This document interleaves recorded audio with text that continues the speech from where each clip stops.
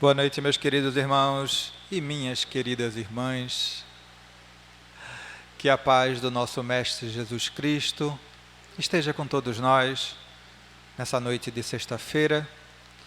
Mais uma noite de trabalho, mais uma noite de estudo, em que cada um veio hoje em busca de algo.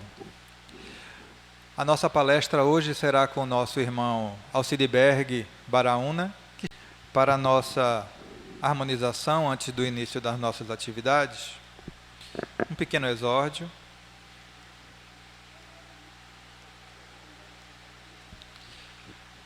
A lição 117 do livro Pão Nosso, de Francisco Cândido Xavier, pelo Espírito Emmanuel, em família.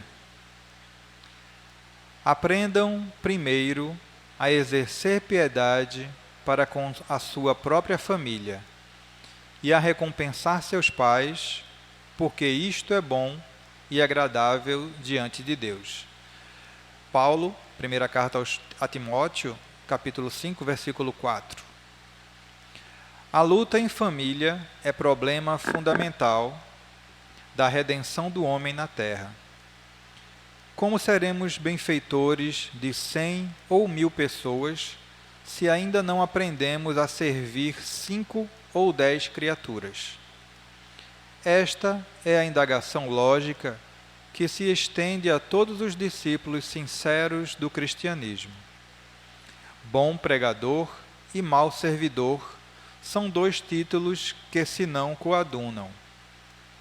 O apóstolo aconselha o exercício da piedade no centro das atividades domésticas. Entretanto, não alude à piedade que chora sem coragem ante os enigmas aflitivos, mas àquela que conhece as zonas nevrálgicas da casa e se esforça para eliminá-las, aguardando a decisão divina a seu tempo. Conhecemos numerosos irmãos que se sentem sozinhos espiritualmente, entre os que se lhe agregam ao círculo pessoal por meio dos laços consanguíneos, entregando-se, por isso, a lamentável desânimo. É imprescindível, contudo, examinar a transitoriedade das ligações corpóreas, ponderando que não existem uniões casuais no lar terreno. Preponderam aí, por enquanto, as provas salvadoras ou regenerativas. Ninguém despreze, portanto, esse campo sagrado de serviço, por mais se sinta acabrunhado na incompreensão. Constituiria falta grave esquecer-lhes as infinitas possibilidades de trabalho iluminativo. É impossível auxiliar o mundo quando ainda não conseguimos ser úteis nem mesmo a uma casa pequena, aquela em que a vontade do Pai nos situou a título precário. Antes da grande projeção pessoal, da obra coletiva, aprenda o discípulo a cooperar em favor dos familiares, no dia de hoje, convicto de que semelhante esforço representa realização essencial. Muitas vezes em nossos lares, ou na maioria das vezes, temos as maiores batalhas, as maiores lutas, mas é ali que precisamos estar. Vamos fazer a nossa prece para o início da nossa atividade da noite de hoje. Elevemos o nosso pensamento ao alto. Querido Mestre Jesus, querido mentor, irmão Moacir, te agradecemos mais uma vez por abrir as portas de tua casa para nós, para aqui podermos vir, aprender um pouco sobre o Evangelho do Cristo, entender um pouco sobre as nossas próprias necessidades, sobre as nossas lutas e de como vencer e mudar o homem velho que teima em querer nos sufocar. Que o que aqui hoje será ministrado possa nos servir de guia nessa nossa luta e nessa jornada. Que o nosso irmão Alcideberg, que fará uso da palavra, possa ter a intuição, a inspiração necessária, o auxílio da espiritualidade maior para alcançar os corações necessitados na noite de hoje. Que Deus nos abençoe, nos proteja, hoje e sempre. E assim, com a permissão da espiritualidade maior, dos nossos mentores e coordenadores dessa tarefa, damos por iniciado mais um trabalho, mais uma reunião pública. Que Deus nos abençoe. Meu querido irmão, pode ficar à vontade. Queridas irmãs, queridos irmãos, que Deus nos guarde e Jesus nos mantenha sobre a sua paz. Nossos cordiais boa noite. É com alegria que retornamos a essa casa de oração, de trabalho e de estudo, em busca do trabalho incessante, da transformação deste homem velho, bem proferida na palestra do nosso irmão, para transformar-nos em um homem novo. Costumo eu dizer que cada um de nós um dia nos encontraremos com a nossa estrada de Damasco. Assim como Saulo de Tarso, em seu cavalo, e após a luz do Mestre a brilhar em suas vistas, ele cai do seu cavalo, mas ali, naquele momento, pode ele, Saulo, resplandecer a sua alma e transformar-se em um homem novo. Dali por diante, não era mais Saulo de Tarso, mas sim Paulo de Tarso. Não era mais perseguidor dos cristãos, e sim aquele que iria divulgar o Evangelho do nosso Senhor Jesus Cristo. Trazemos um abraço fraterno de todos que fazem o Núcleo Espírita Bittencourt Sampaio, situado na Avenida Doutor Eurico Chaves, 645, aqui em Casa Amarela. Mas também, por que não, trazer um abraço fraterno de todos que fazem a Escola Espírita Francisco de Assis, situada lá na Avenida Henrique de Holanda, 985, Camaragibe Centro. Casa esta que a qual também nós temos um grande carinho. A proposta da noite, que a qual nos foi passada, é a parábola do servo infiel, que está narrado no Evangelho de Mateus 45, 51. Interessante que esta parábola me faz lembrar de outra parábola, a parábola do fim dos tempos. E algumas advertências de Jesus para aqueles que a qual ainda se melindram ou ainda ficam atordidos,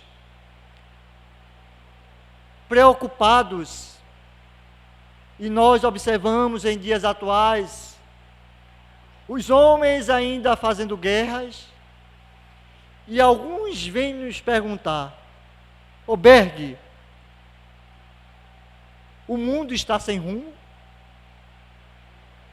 E eu disse para essas pessoas: Jesus está no leme dessa embarcação. Não temamos nada, pois Jesus está no leme dessa embarcação. Nós pegamos aqui a parábola e trouxemos na íntegra para que a gente possa compreender, e daí a gente vai trabalhando, não é? Porque também eu me lembrei da bela obra psicografada por Chico Xavier, Jesus no Lar.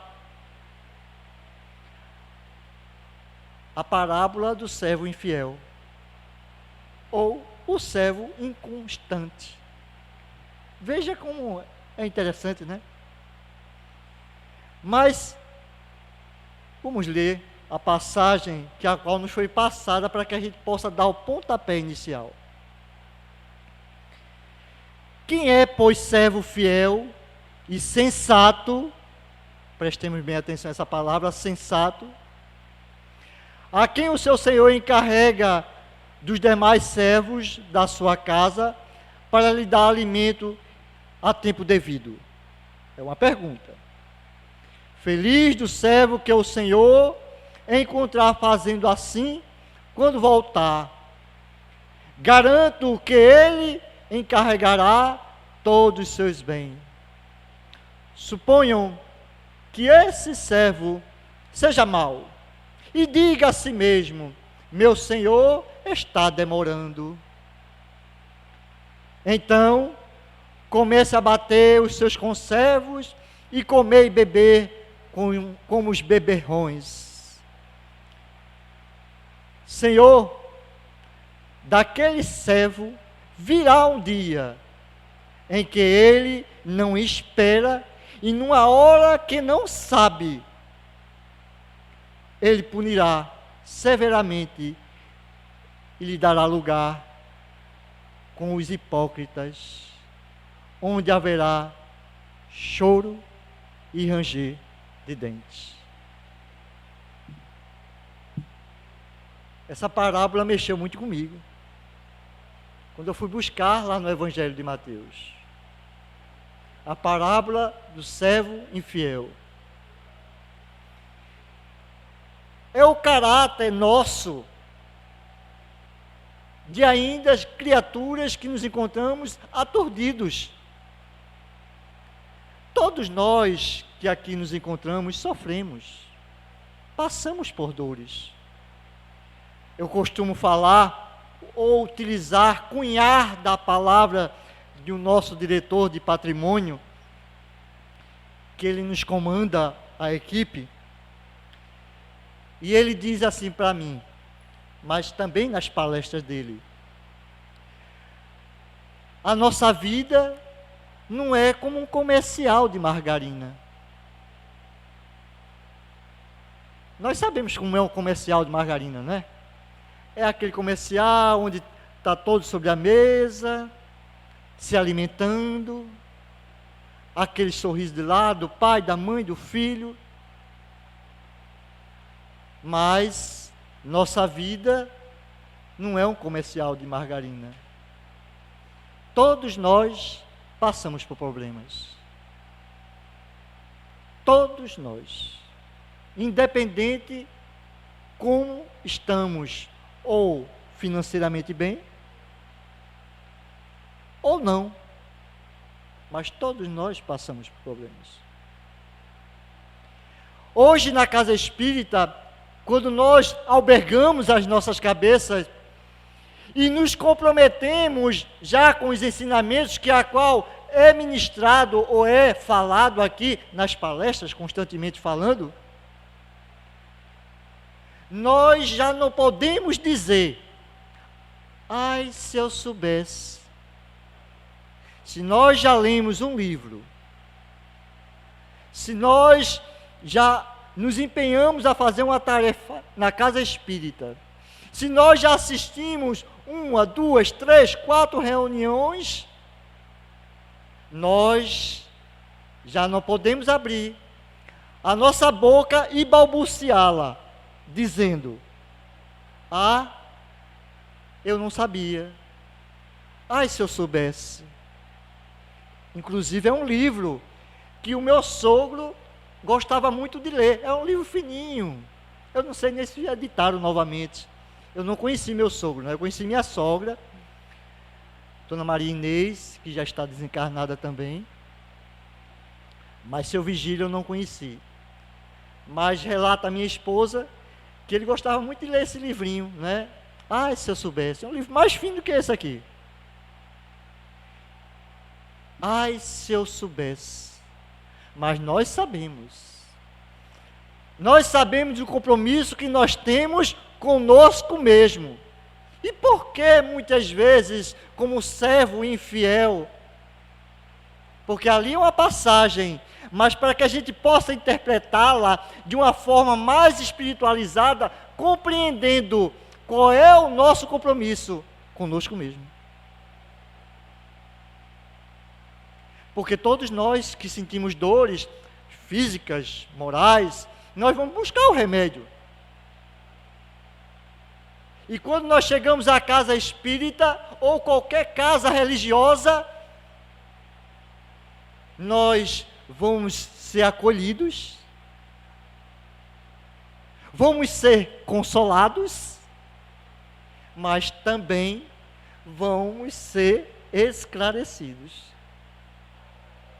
Então a casa espírita, inclusive ontem eu falava isso lá no Caminhando para Jesus em Campo Grande, a casa espírita, perdoe-nos, a casa espírita não se propõe de forma nenhuma a dizer para cada um de nós: venham, que eu vou lhe proporcionar cura. Porque nem Jesus nos prometeu isto. Jesus disse assim: vinde a mim, todos vós que sofreis e encontram-se sobrecarregados, que eu vos aliviarei. Jesus prometeu alívio e não cura. E ontem, lá em Campo Grande, eu disse: não dou o braço a torcer. E Calixto, que nos chama, começou a rir, né? Que é o que faz a escala doutrinária lá, e balançou a cabeça. E depois ele foi falar comigo: é verdade, Berg. Porque eu disse que não dava o braço a torcer, porque eu disse: se a casa espírita estiver prometendo cura, ela está mentindo. Agora, ela nos promete alívio, consolação, esclarecimento, para que a gente possa compreender. Agora, servos infiéis que somos, muitas vezes nós dizemos assim: ah, a casa de Moacir é tão fraca, a casa de Bittencourt é tão fraca, eu vou procurar outra casa, e fica pingando de casa em casa. Mas não é a casa que é fraca, somos nós, que ainda não nos propomos a ser servos fiéis e comprometidos conosco mesmo. Porque é nos oferecido oportunidades tamanhas. E aí, eu me lembrava de uma passagem do Evangelho, que está lá no final dos tempos, que quando Jesus diz assim: aquele homem prudente que constrói a sua casa sobre a rocha, que logo vem a tempestade, vem a chuva, as águas do rio sobem e abate sobre esta casa, e esta casa não é abatida, porque ela foi enfincada sobre a rocha. Mas o homem insensato, que constrói sua casa sobre a areia, e logo os rios vêm,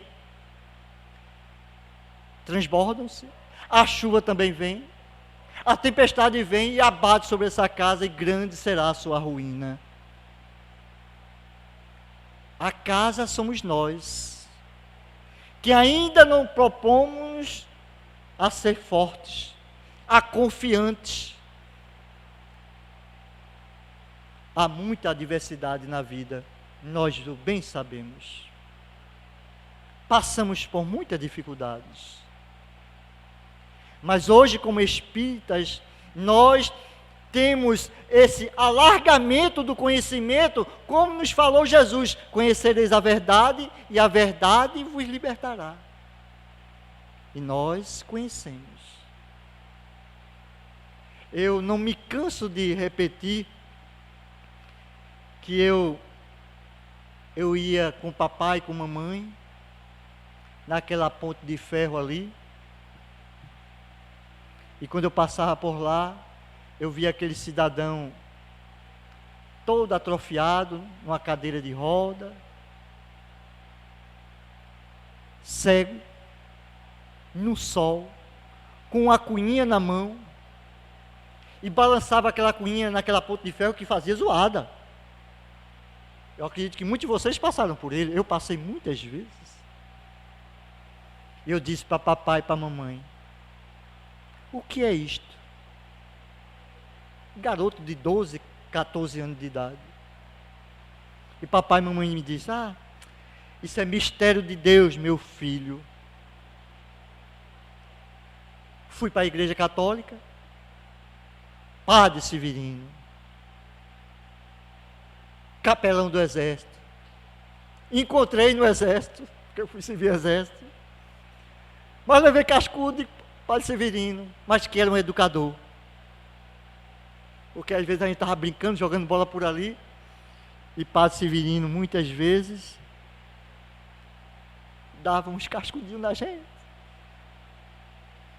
Mas no seu sermão, quando eu procurava ele em particular, eu dizia: padre, contei toda a história, me explica o que é aquilo, padre. E ele dizia: meu filho, isso é mistério de Deus, e no mistério de Deus não se entra. Até onde vai esse mistério? E foi quando eu adentrei a casa espírita que eu pude compreender que ali há um espírito encarnado, comprometido com a lei de amor. Porque hoje a doutrina espírita vem nos alertar para uma palavra muito bonita e que pouco de nós damos atenção, chamada responsabilidade. Ninguém aqui tem culpa de nada. Ninguém aqui está pagando nada. Mas estamos ressarcindo as faltas de responsabilidade que tivemos em existências passadas.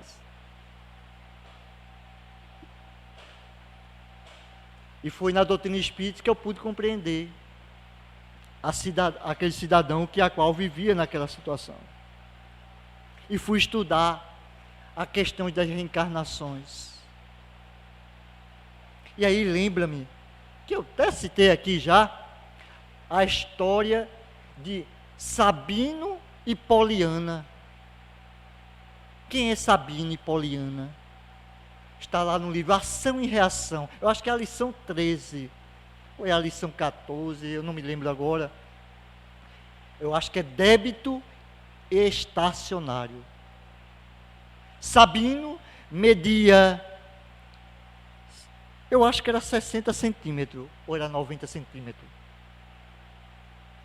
Com hidrocefalia, cabeça grande, dementado, e sendo cuidado por uma mãe, Poliana, mas que está perto de ter um ataque cardíaco.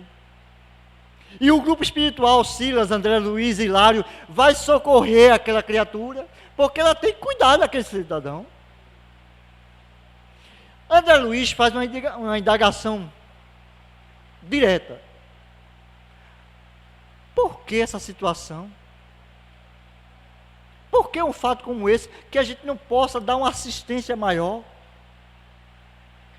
E Silas diz: André, aguça a tua visão, conversa com esse espírito, entra na tela mental dele, e quando André sintoniza e começa a falar com aquele espírito, começa a percebê-lo em épocas atrás, em trajes palacianos, e ele dizendo, ali preso no corpo: que me importa os fracos? Os fracos é para serem trucidados. Um espírito preso, num corpo deformado, mas ao mesmo tempo uma misericórdia divina, porque muitos perseguidores querem pegá-lo. Está no corpo deformado. Olha a misericórdia. Não é motivo de pena. Jamais, eu estou com pena. Temos que aguçar o sentimento em nós de fraternidade, de piedade. Como diz o nosso irmão Michel, no Evangelho segundo o Espiritismo. A piedade é a virtude que mais vos aproxima dos anjos e é irmã da caridade. Mas pena, não. A princípio, quando nós não temos conhecimento, nós dizemos, mas eu estou com pena de fulano. Nós temos que aguçar o sentimento de piedade. Então, somos cada um de nós, como servos infiéis, e hoje, sabendo dessas situações, podemos jamais dizer, eu não sabia. A passagem leva a uma constante informação para que a gente possa compreender qual é o nosso compromisso conosco mesmo. O que é que nós temos a fazer para nós?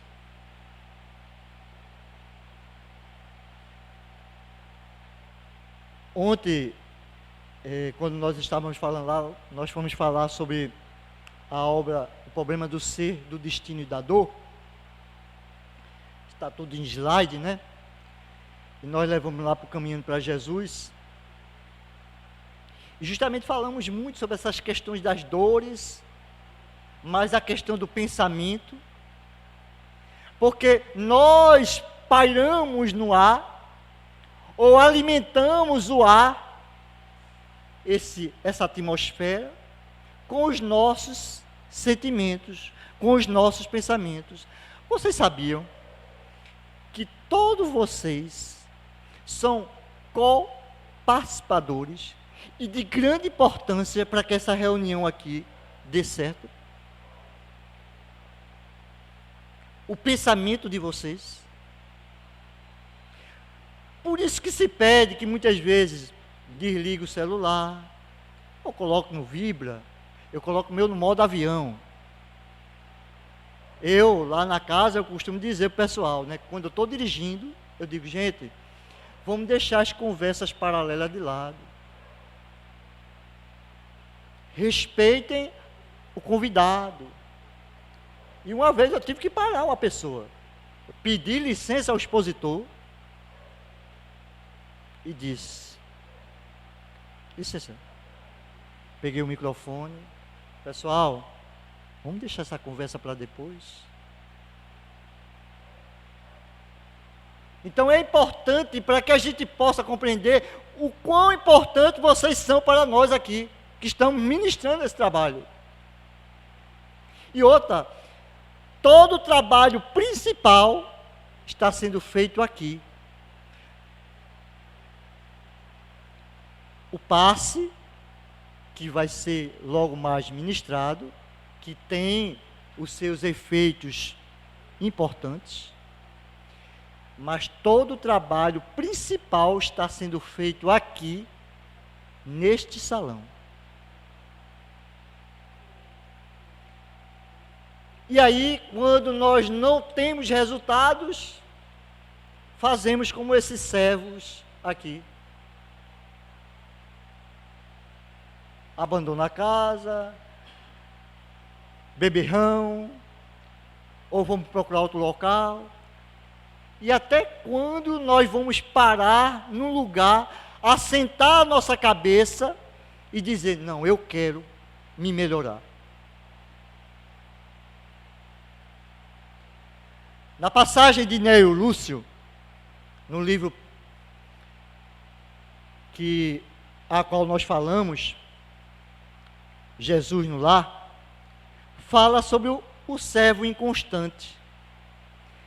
Que esse servo, ele quer ir para os esplendores celestiais. Só que quando de repentemente é dado a ele uma missão, ele vai ficar com um carpinteiro, ele vai ficar com um escultor, ele vai ficar com a pessoa que manuseia argila, ele vai buscar todas as pessoas para poder trabalhar no seio humano uma tarefa de retificação para resplandecer-se. Ele começa a dizer, não, mas tal lugar com fulano, ele era ignorante, aquele era rebelde, aquele era grosseiro. E aí, a resposta diz para ele, nós te pedimos apenas para acompanhar, não para notar os defeitos das pessoas, dos homens. E somos nós, muitas vezes, que estamos vivendo uns com os outros. E não é fácil viver um com o outro, não. É fácil? Não é, não. É difícil? Aí eu não posso dizer que é difícil, não. Eu digo que é um desafio. Inclusive é uma proposta de Joana de Ângeles para que a gente possa mudar essa forma de pensamento. Ah, é difícil. Não. É um desafio. Mas, como eu falava lá no Caminho para Jesus, os nossos pensamentos enegrecidos, devido a pensamentos tão contrários, deixamos-nos levar. E aí, somos infiéis, fraquejamos e caímos. Veja, nós, eu estou usando no plural do indicativo, não estou dizendo vocês não, viu? Nós. Que pode acontecer conosco. Eu tenho uma sobrinha especial, Juliana. Juliana tem 25 anos de idade. Juliana, ela tem uma síndrome chamada síndrome de Turner. Ou é Turner, mais ou menos assim. Adora boneca. Eu até já citei isso aqui. Todo ano a gente dá boneca a ela. Muito inteligente, mas para a idade dela não alcança. Eu fiz, que espírito é esse que veio habitar esse corpo? Mas certa feita, a Juliana fez, titio, vem assistir aqui um desenho comigo. Qual desenho, Juliana? As Aventuras de Ladybug e Cat Noir. Me sentei, estava de folga, fui assistir. A história de uma joaninha e de um gato, acho que eu até citei aqui, mas isso eu não me canso, rapaz, de lembrar. Dá uma palestra. E Ladybug, justamente, com o Cat Noir, que é um gato, ela é uma joaninha, se transforma numa joaninha, e aí o que é que acontece? Vai lutar contra pessoas com mau pensamento. E Leon Denis deixa claramente que no nosso invólucro perispiritual, diante dos nossos pensamentos, se nós vacilarmos, e é nesses vacilos que ficamos criaturas infiéis, inconstantes, nós deixamos acoplar em nós pensamentos negativos. E aí, o que é que acontece? A pessoa, quando está com pensamento negativo no desenho, um vilão chamado Rockmoth, olha como eu estou sabendo, Rockmoth, ele solta uma borboleta, uma libélula negra, e quando a libélula toca na pessoa que está com mau pensamento, a pessoa se transforma num monstro. A pessoa está triste, amargurado, e aí se torna num monstro. E começa a destruição. E aí entra Ladybug e Cat Noir para lutar. e elas jogam um ioiô, uma espécie de um ioiô de luz, e quando abre a luz, envolve a borboleta negra, e quando o ioiô abre, se transforma numa linda borboleta, e a pessoa se destransforma. Eu fiquei, rapaz, Juliana, você é fogo, né? Gente, por isso que eu comecei dizendo, todos nós temos problemas. Mas não sejamos infiéis. Persistamos. Continuemos nessa casa, que está nos orientando, nos esclarecendo, para que nós não possamos nos transformar numa coisa negativa. Porque lá fora a situação está bem mais difícil. Se as coisas, diante dos ensinamentos do Evangelho, ainda continuam duras, imagine se nós não tivéssemos ele. Se eu já estou sofrendo dentro da casa espírita, e se eu não estivesse dentro da casa espírita? Então é importante que eu esteja aqui. É importante que nós estejamos aqui.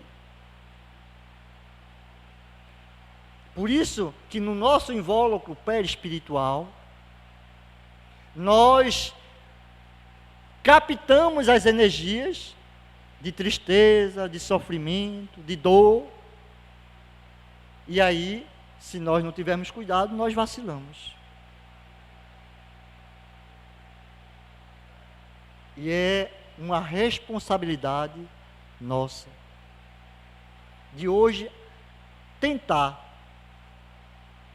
ser melhor, tentar vencer esse homem velho. Quando o nosso irmão falou na prece dele, homem velho, eu falei, rapaz, esse cidadão está seguindo aqui o meu pensamento. Porque o trabalho da tribuna espírita, como exposição, seja ela científica ou não, e eu gosto de falar de assunto científico, gosto.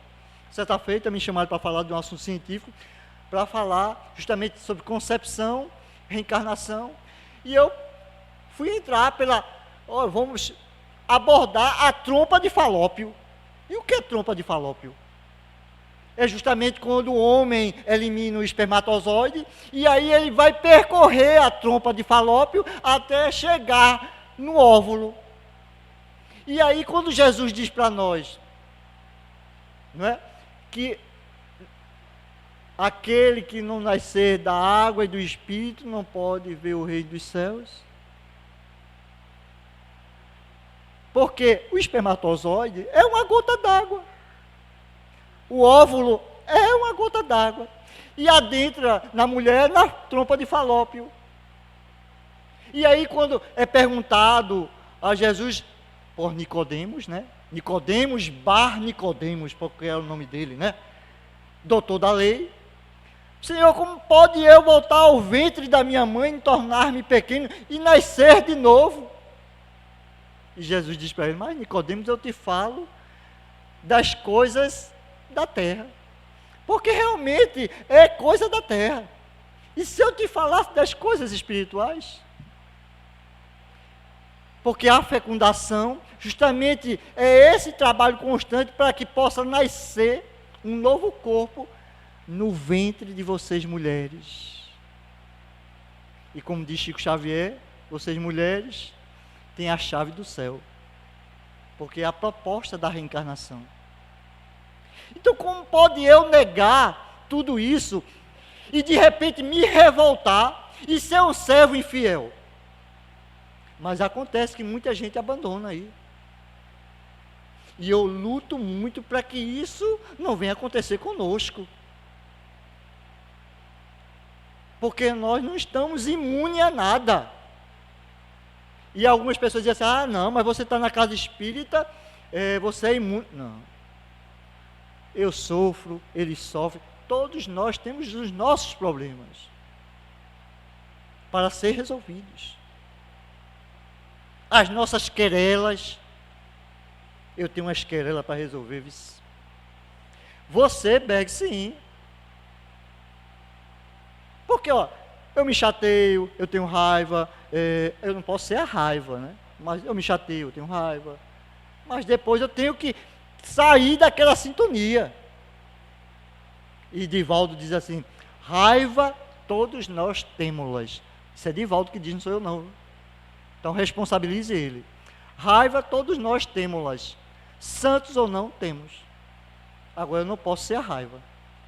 Eu estou com raiva do meu irmão, de vez de eu me reconciliar com ele, eu vou ali na frente e despejo em outro que não tem nada a ver com a situação. E Jesus nos recomenda dizer o seguinte: quando o teu irmão tem algo contra vós, vá em particular com ele, chama, conversa com ele. Se ele vos escuta, terei ganho em vosso irmão. Não é assim que nos diz Jesus? Mas nós, infielmente, nós nos revoltamos. Então, cabe a cada um de nós fazer uma reflexão da nossa vida, fazer uma autorretrospectiva do nosso ser. Qual é o papel social do Centro Espírita Moacir e eu inserido nele?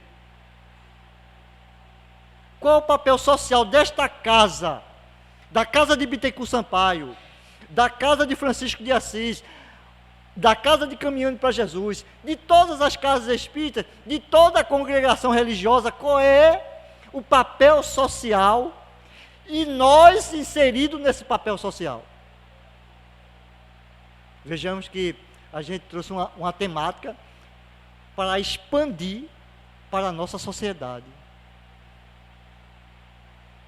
que ainda se encontra muito burlesca, muito fria.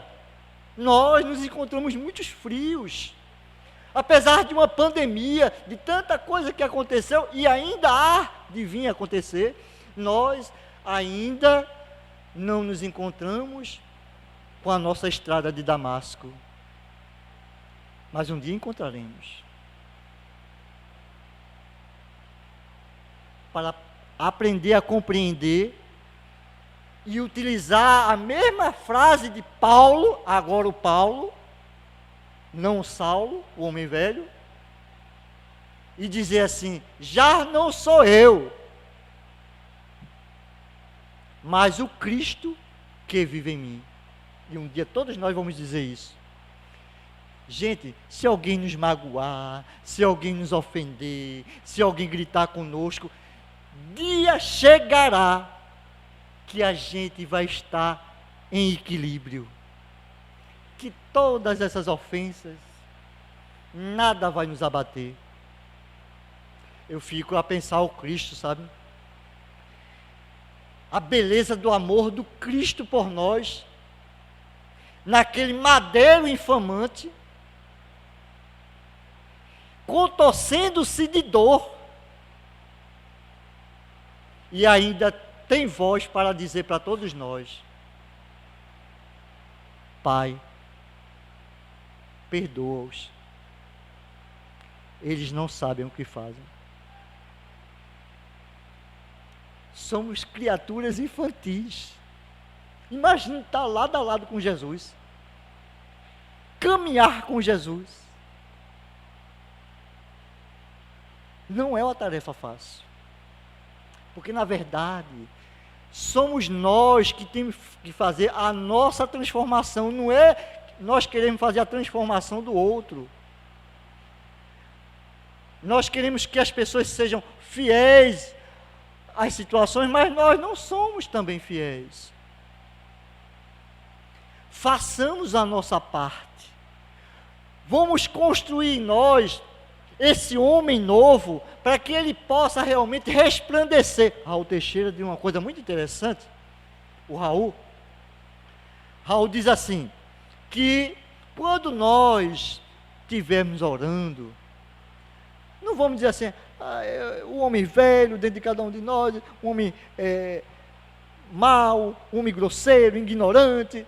Não, vamos dizer assim: eu quero ser um homem bondoso, fraterno. Vamos falar nas qualidades boas.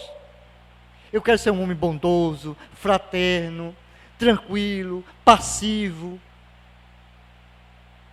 com consciência.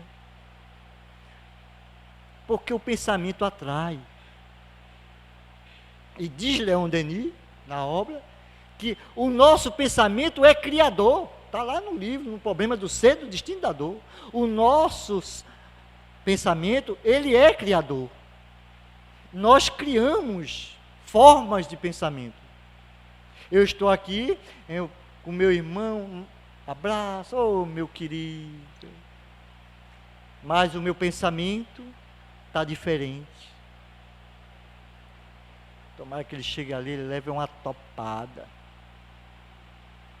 Tem uma mensagem do Evangelho, aliás, uma música, né? Que diz assim: Senhor, eu sei que tu nos sondas. Mas tem também uma passagem do próprio Evangelho que diz assim: engana-se os homens, mas não se engana a Deus. Eu estou acariciando, estou cheirando, abraçando, mas será que o meu sentimento coaduna com o que eu estou fazendo? Será que está sendo apenas aparência? Somos todos nós convidados a essa transformação, a sermos melhores, a sermos servos fiéis, comprometidos conosco mesmo, e não se há de encontrar esse caminho a não ser pela tábua bendita do amor. A tábua bendita do amor. Porque não sou eu que diz, está lá na parábola do bom samaritano.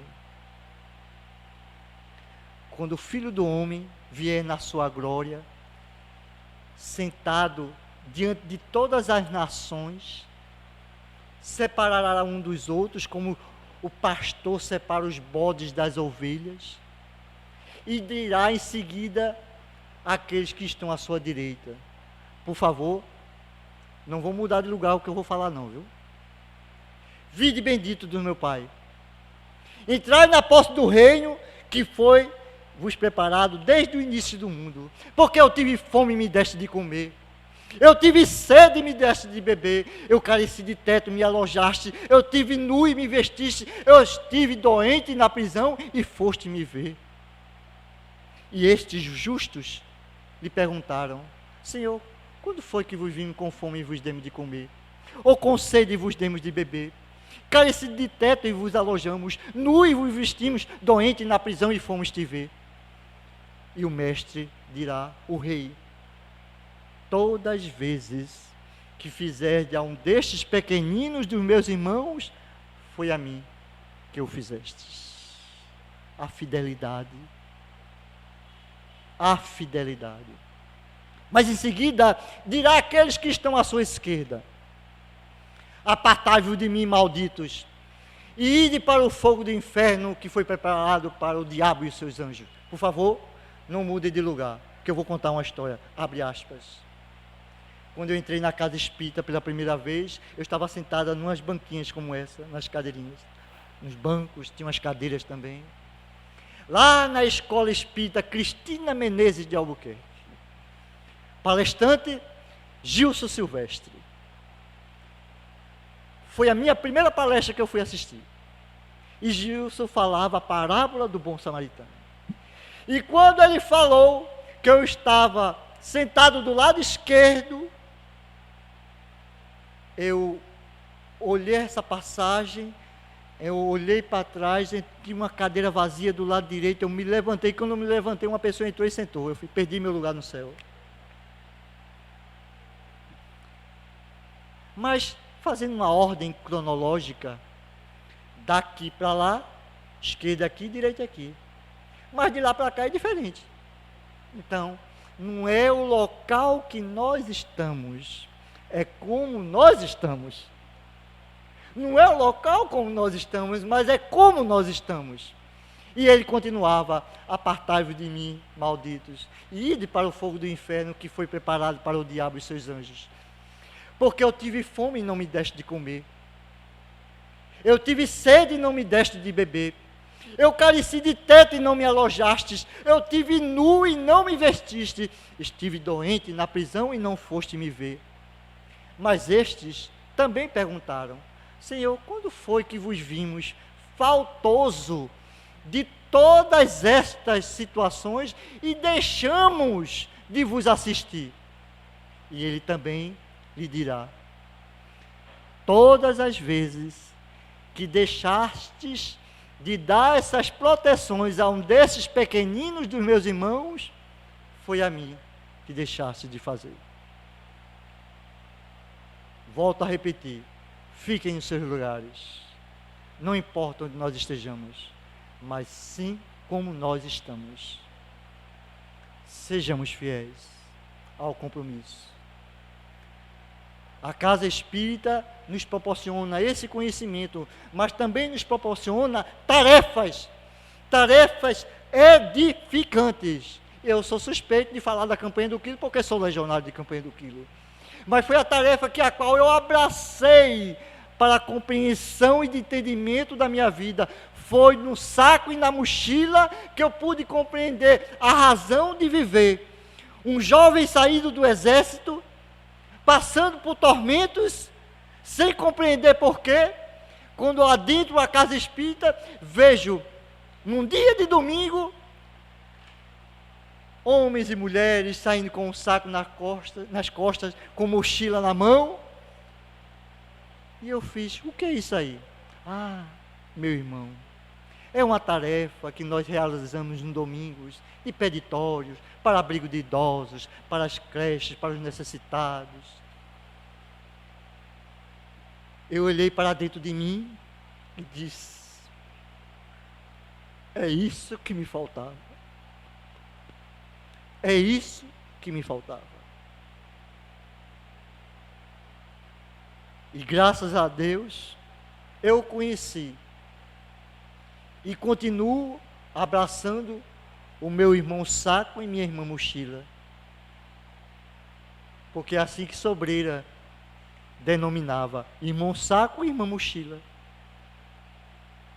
Então, são tarefas que nos são colocadas para que a gente possa compreender a importância da situação do outro, a esquecer as nossas situações, a sermos criaturas fiéis, comprometidas conosco mesmo, porque o comprometimento é conosco, primeiramente. Todos nós responderemos, assim como nos diz Jesus no livro Jesus no Lar, para aquele servo inconstante, que a qual foi lá, falando de um, falando de outro. Não pedimos para você olhar, anotar os defeitos dos outros, mas para caminhar ao lado deles. Porque cada homem responderá por si. Cada um de nós responderemos por nós. E vamos levar a Deus o nosso garladão, a nossa parte que nos cabe. Assim também como nos disse Jesus, o mestre incomparável, aquele que quando estava na formação do nosso planeta, o nosso planeta ainda não tinha capacidade de existir vida. Era uma bola de fogo incandescente. Segundo o livro A Caminho da Luz, de Emmanuel. O nosso planeta era uma bola de fogo incandescente. Jesus estava ali elaborando a formação do planeta. Jesus já era um espírito grandioso e sublime. Eu fico imaginando como é que Jesus hoje se encontra. Já deve estar bem mais. Ele está na pleiade desses espíritos celestiais que a qual trabalha. Por isso ele é nosso guia e modelo a ser seguido.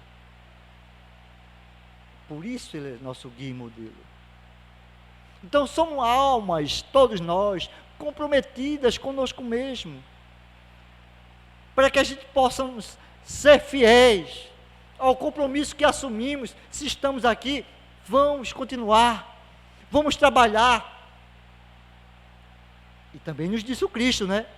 Ajuda-te, que o céu te ajudará. Então façamos a nossa parte. Não vamos dizer mais: a casa de Moacir é fraca. Não vamos dizer mais, a casa de Bittencourt é fraca, a casa de Francisco de Assis é fraca, o Caminhando para Jesus é fraco. Nós é que não somos fortes ainda, para poder seguir em frente nessa estrada imensa da vida. Então, sigamos, sejamos fortes. Todos nós vamos ainda passar por muitas situações para nos testar. Até as 15, né?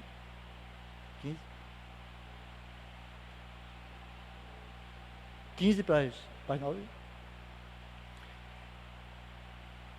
Eu quero citar aqui uma lição que ela mexe muito comigo.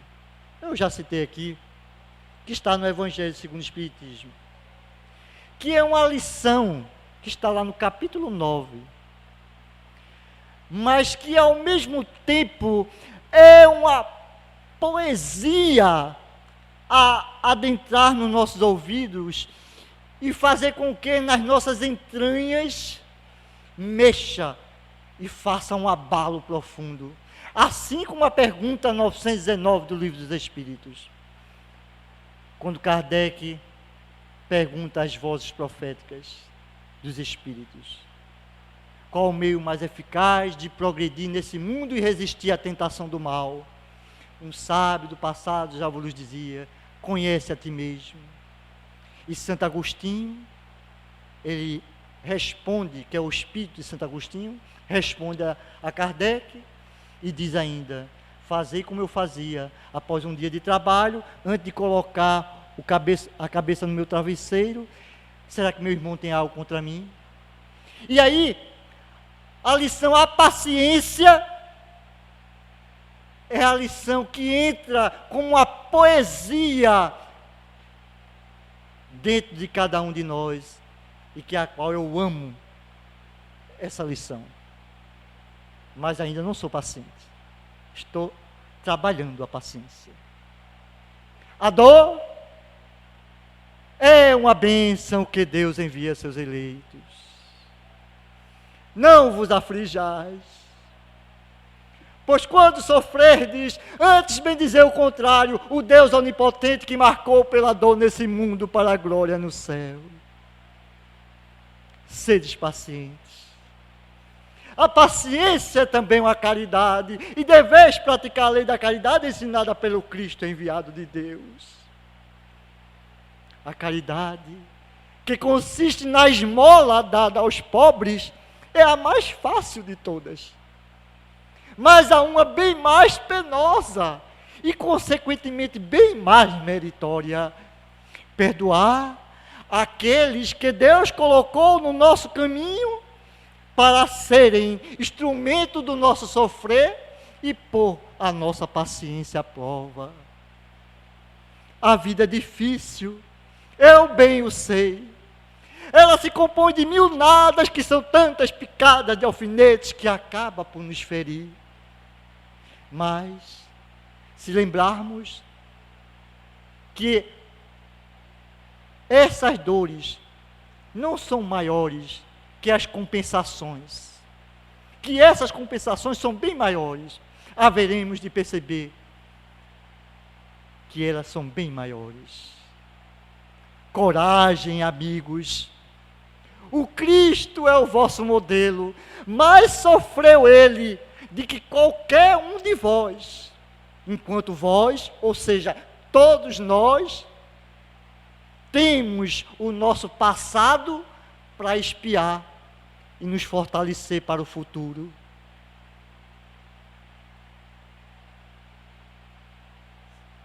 Sedes cristãos, meus amigos, sedes pacientes, sedes cristãos. Um espírito amigo, Havre 1862, Evangelho segundo o Espiritismo, capítulo 9. Berg, você é paciente? Não, estou trabalhando. Amemos-nos muito aos outros e sejamos fiéis. Muita paz para todos.